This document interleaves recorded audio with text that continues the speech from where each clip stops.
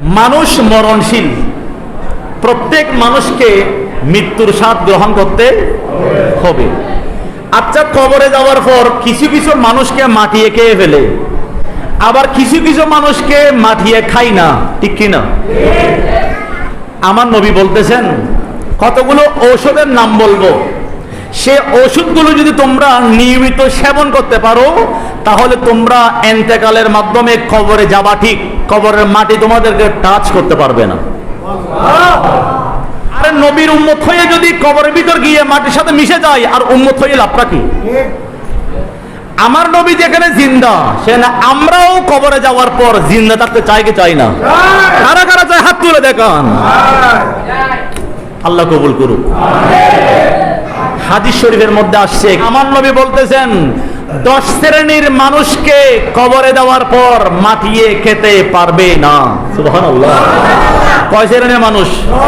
আর আমার দেশের মধ্যে কতগুলো বদবক্ত বলে আমার নবীকে মাটিয়ে খেয়ে ফেলছে, মাটির সাথে তিনি মিশে গিয়েছেন। নাউযুবিল্লাহ বলেন। এই ধরনের বলে মানুষ আছে না নাই? আরে আমার নবী নয়, আমার নবীর গোলামরা পর্যন্ত কবরের ভিতর জিন্দা।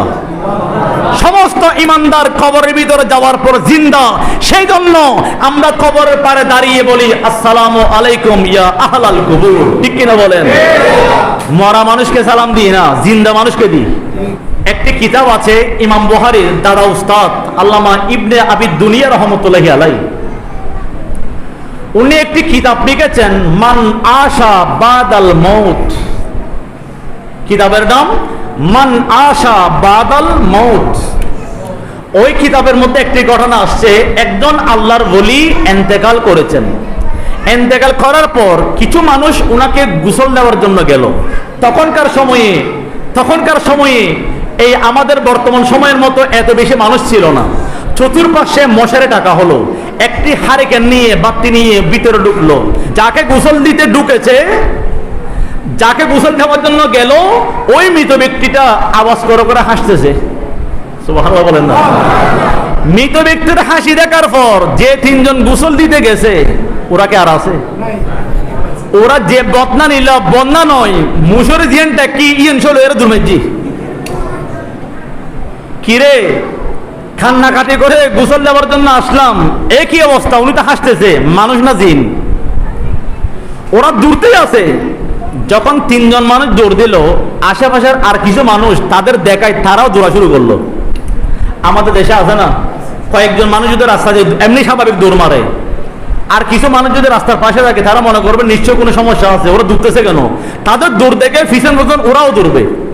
এখন এই মানুষ যখন হাসতেছেন, মানুষজনকে ডাকা হলো, আরে তোমরা সবাই আসো, কাকে গোসল দেবো? উনি তো হাসতেছে, উনি মানুষটা অন্য কিছু।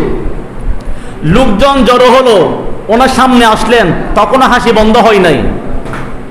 ওনাকে বলতেছেন, ওনার নাম হযরতে রাবি, বলতেছেন হে রাবি, আপনি কি ইন্তেকাল করেন নাই? আপনি হাসতেছেন কেন? তখন তিনি বলতেছেন আমি ইন্তেকাল করলাম। আমি হাসার কারণ হচ্ছে আমাকে এখন গোসল দেওয়া হবে, এরপরে জানাজার পর দাফন করা হবে। আমি কবরে যাওয়ার আগে আমার আল্লাহ আমি জান্নাতে কোন জায়গায় থাকবো এটা আমাকে দেখিয়ে দিয়েছেন, বিদায় আমি খুশিয়ে থাকতে পারি নাই, সেজন্য হাসি দিয়েছি। আল্লাহু আকবার। ইয়া রাসূলুল্লাহ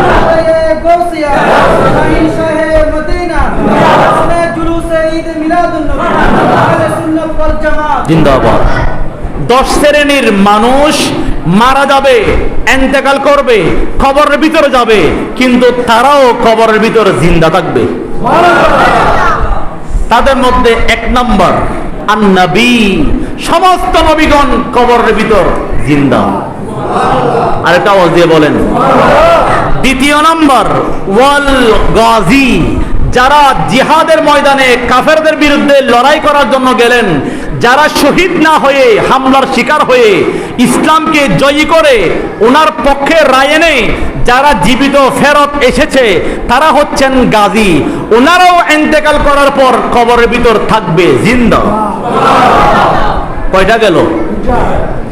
3 নম্বর ওয়াল আলেম, যারা আলেম তারাও কবরের ভিতর গিয়ে মাটির সাথে মিশে যাবে না, তারাও কবরের ভিতর গিয়ে জিন্দা থাকবে। 4 নম্বর ওয়া শহীদ, যারা দ্বীন ইসলামের জন্য শাহাদাত বরণ করবে তারাও কবরের ভিতর জিন্দা। এরপরে হাফেজুল কোরআন, যারা পবিত্র কোরআনকে অন্তরের মধ্যে স্থান দিয়েছেন, যারা কোরআন মুখস্থ করেছেন, প্রত্যেক হাফেজে কোরআন ইন্তেকাল করবে, কবরে যাওয়ার পর উনি মাটির সাথে মিশে যাবে না, উনিও থাকবে জিন্দা।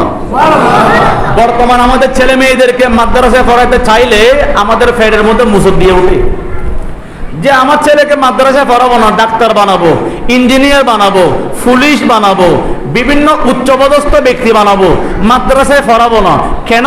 আরে মাদ্রাসায় পড়ালে উনি মসজিদ নিয়ে থাকবে, মাদ্রাসা নিয়ে থাকবে, ওয়াজ কালাম করবে, এগুলো দরকার নাই। আমি এমন ছেলে বানাবো যে দিনে কামাবে কয়েক লক্ষ টাকা। এরকম স্বপ্ন দেখে মানুষ আছে না নাই? বৃদ্ধাশ্রমে একবার গিয়ে ঘুরে আসবেন, ওখানে দেখবেন একজন আলেমের মা বাবাও বৃদ্ধাশ্রমে নাই। ঠিক কিনা? যত মাস্টার, ডাক্তার, ইঞ্জিনিয়ার, অন্যান্য ব্যক্তিগণ যারা আছেন তাদের মা বাবা বৃদ্ধাশ্রমে।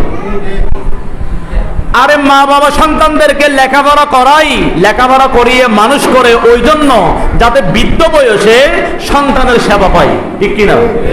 আর সেই সন্তান যদি মা বাবার সাথে বেয়াদবি করে ঘর থেকে বের করে দেয়, তখন সে মা বাবার আর কোনো জায়গা থাকে না।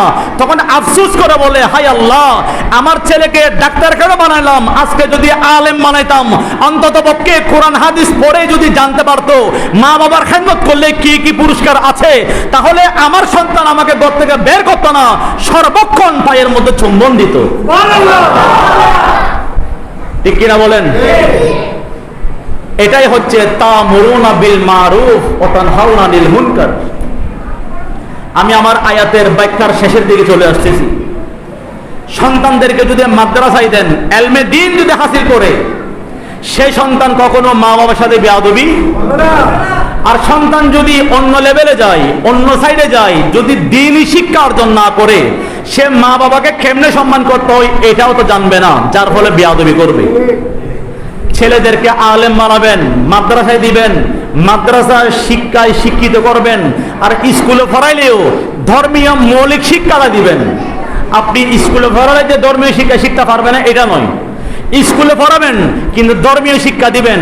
যেই শিক্ষা অর্জন করলে নিজের নামাজ নিজে পড়তে পারবে, যেই শিক্ষা অর্জন করলে নামাজ কেমনে ভেঙে যায়, কি করলে নামাজ শুদ্ধ হবে এটা জানতে পারবে, যেই শিক্ষা অর্জন করলে কোন ধরনের আমল করলে আল্লাহর দরবারে দোয়া কবুল হয় এটা জানতে পারবে, যেই শিক্ষা অর্জন করলে মা বাবাকে কেমনে খেদমত করতে হয় এটা জানতে পারবে, যেই শিক্ষা অর্জন করলে মুরব্বীদেরকে কেমনে সম্মান করতে হয় এটা জানতে পারবে। এই শিক্ষা হচ্ছে দ্বীনের মৌলিক জ্ঞান। ঠিক কিনা বলেন? আমরা বর্তমান সমাজ ব্যবস্থাকে এমন ভাবে নিয়ে যাচ্ছি, বয়স্ক ব্যক্তিরা বর্তমান ছোট ছেলেদেরকে ভয় পায়। কেন? বলে যে বাপরে বাপ, ওর সাথে যদি আমি কিছু বলতে যাই তাহলে উনি একটু করে ফোন করবে, হ্যালো, 10-12 জন চলে আসবে। কিশোর গ্যাং বিভিন্ন এলাকায় আছে না নাই? ধর্মীয় শিক্ষা দিবেন। ধর্মীয় শিক্ষা যদি কোনো মানুষ পায়, সে ব্যক্তি মুরব্বীদের সামনে বড় আওয়াজে কথাও বলবে না। এরপরের স্থান ওয়াল মুয়াজ্জিন, যারা মসজিদের মধ্যে আযান দেবে, সে ব্যক্তি কবরে যাওয়ার পর তার শরীরকে মাটি খেতে পারবে না, জিন্দা থাকবে। আর বর্তমানে আমরা মুয়াজ্জিনদেরকে ঠাট্টা মশকারি করি, এই মুয়াজ্জিন মানুষ।